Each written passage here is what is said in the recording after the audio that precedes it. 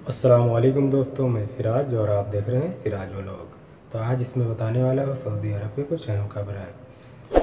तो एक खबर है कि तवक्कलना ऐप जो सऊदी से बाहर हैं वो कैसे रजिस्ट्रेशन करें, तो उसको बताया गया है। और सब अलग अलग की खबरें हैं, तो मैं आपको पूरा विस्तार से सुनाता हूँ। कोरोना महामारी की शुरुआत में तवक्कलना ऐप लॉन्च किया गया था। इसका मकसद महामारी को बढ़ाने से रोकना था। तवक्कलना ने ट्विटर के माध्यम से ये भी बताया है कि इसका इस्तेमाल ड्राइविंग लाइसेंस और रेसिडेंट इकामा भी इस ऐप में मान्य है अधिकारियों को दिखाने के लिए इस्तेमाल कर सकते हैं, जैसे कि मैंने कल एक वीडियो में बताया था। बता दें कि मिनिस्ट्री ऑफ इंटीरियर के अफसर प्लेटफार्म के साथ मिलकर तवक्कलना ऐप ने इस बात की मंजूरी दी थी। अभी फ़िलहाल इस ऐप का इस्तेमाल सऊदी के बाहर भी 75 देशों में करने की अनुमति दी गई है, लेकिन इस बात का ध्यान रखना होगा कि ऐप का इस्तेमाल सऊदी से बाहर आप तभी कर पाएंगे जब आपने सऊदी के अंदर ही ऐप में रजिस्ट्रेशन किया होगा। सऊदी से बाहर ऐप में रजिस्ट्रेशन करने की अनुमति नहीं है। अगर आप सऊदी अरब में रहते थे और आप कहीं गए हैं तो आप तो यूज़ कर सकते हैं। अगर आप सऊदी से बाहर पहले ही चले गए हैं, रजिस्ट्रेशन नहीं किए हैं, तो आप सऊदी से बाहर उसको रजिस्ट्रेशन नहीं कर सकते हैं और वहाँ इस्तेमाल नहीं कर सकते हैं। आप सऊदी अरब से छुट्टी गए हैं किसी भी मुल्क, तो आप वहाँ इस्तेमाल कर सकते हैं अगर यहाँ से रजिस्ट्रेशन करके गए हैं। तो एक खबर यह है जो इंडिया से दुबई आने वाले हैं उनके लिए क्या क्या करना होगा, तो मैं आपको पूरा विस्तार से सुनाता हूँ। संयुक्त अरब अमीरात में काम करने वाले लाखों भारतीयों के लिए अच्छी खबर है। दुबई की हवाई विमानन सेवा प्रदाता कंपनी अमीरात एयरलाइंस ने 23 जून से भारत से उड़ानों को फिर से शुरू करने का ऐलान किया है।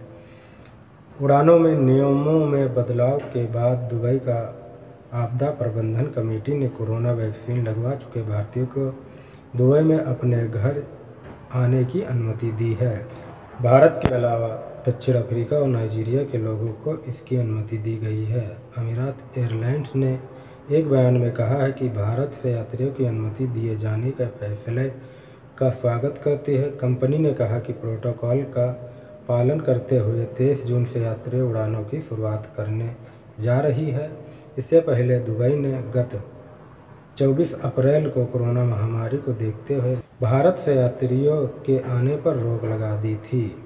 भारत से दुबई यात्रा के ये नियम हैं। इस ताज़ा घटनाक्रम में दुबई में काम कर रहे लाखों भारतीयों को बड़ी राहत मिली है।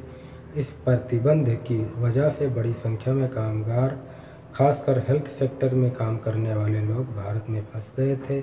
ऐसे भारतीय कामगार दुबई वापस आ सकेंगे। हालांकि भारत में आने वाले यात्रियों के लिए कुछ नियम बनाए गए हैं। केवल उन्हीं भारतीयों को आने की अनुमति दी जाएगी जिन्हें दुबई में स्वीकृत कोरोना वैक्सीन को लगवाया।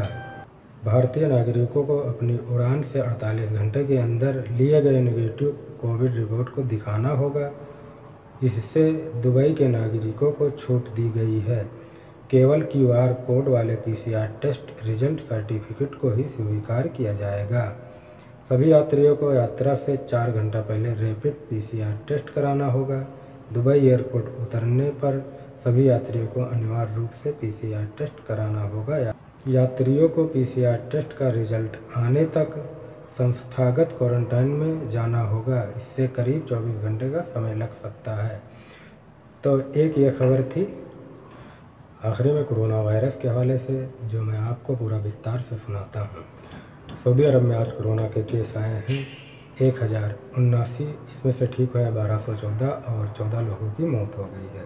सबसे ज़्यादा केस आए हैं मक्का में 320, रियाद में 216, इफ्तरन में 206, असीर में 100, जिजान में 63, मदीना में 57, अलकसीम में 38, नजरान में 20 और ताबूक में 19, हल में 17, अलबहा में 13, नॉर्थन बॉर्डर पर 6, अलजूफ में 4 और जो सऊदी अरब का टोटल केस हो गया है वो हो गया है 4,74,191। उसमें से ठीक हुए हैं जो 4,55,618, जो मौत हुई है वो है 7,677।